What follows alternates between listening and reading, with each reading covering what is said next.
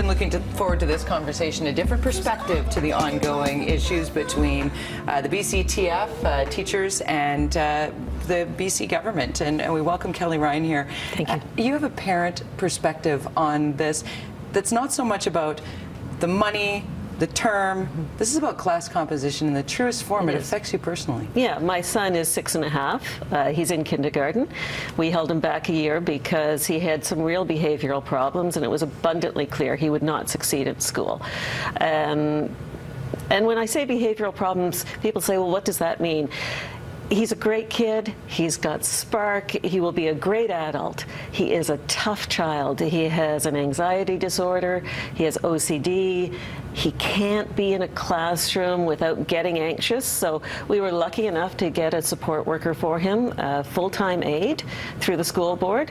And he would not have made it through without that guy. He simply would not. His teacher could not give him the attention that he'd need without him. And so when I see this and the question of class composition, the question of resources, it's like, this is about me. This is about my family. This is not some airy-fairy discussion. This is very real in our house. So what do you see as the solution? I mean, we've had the opportunity to hear from both sides with Jim Eicher coming on the show, Peter Fassbender earlier this morning.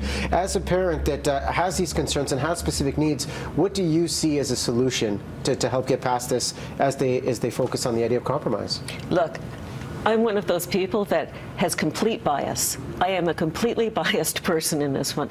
Give the teachers what they want. I don't know specifically what they would say the right composition is. I don't have a number for you on a fair wage.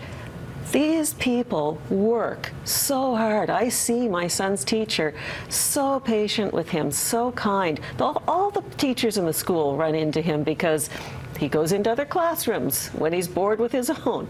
And they're all so good. I just say give them what they want. Don't balance the budget on the backs of our kids. Just give them what they need. Now, specifically in your open letter, which will be on our Facebook page, we're uploading it, you decided to write a letter to the Premier. I did. And what sparked that for you, besides the obvious, like the frustration of the class composition, but you're very, very poignant in this letter. I wrote it because I was driving home and heard on the news that the Labor Relations Board had decided a few things, among them, the thing that struck me, that if a child had a special need, the assessment about whether he would get an aid for the next year had to be in by June 20th.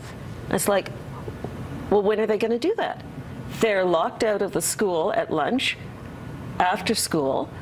They're about to go on strike to make their point. How do they get this done? And what's going to happen to him if that report doesn't get in? It just seems like there's an immense pressure on people right now to meet deadlines, to get it done. And in the meantime, we've got these kids that desperately need that support next year. And what happens if they can't meet that deadline? Why are we facing these deadlines when we're talking about kids? Well, there's obviously a great need. I guess the big question is, well, where does the money come from? Oh, well, let's see. The minister talked about saving $12 million a day on your show this morning. Oh, I'm not going to, it's complicated, as he let us know. But the fact is, I've had teachers say to me, they'll keep us out, they'll not agree to things until they've saved enough money to give us what they want through the strike. I don't know if that's true. Maybe it's paranoid. But the reality is there is not a better place to put your money. You put your money into kids now, you save it later when you have adults who have mental health problems, who have problems managing themselves, who don't have the education they need.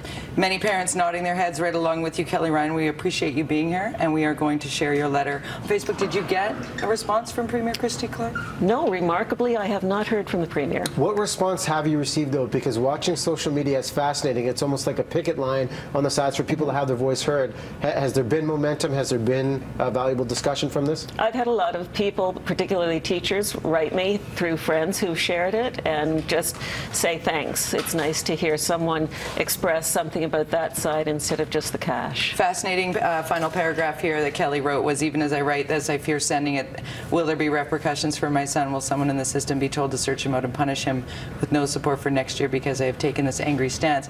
I don't feel you're angry. I feel your frustration. Thank you. And you do admit to being biased towards teachers, but you are a parent who needs these teachers and needs them now. 2 years from now is going to And I know that's going to sound paranoid. People think, really? You think the government doesn't have better things to do than seek out who your son is and punish him? But that's the kind of fear that goes with having a son that needs extra from, oh, every kid needs it all, right? Well, we're going to share this open letter online to keep the discussion going, and of course details as they roll out, we'll have them covered in news here on the show.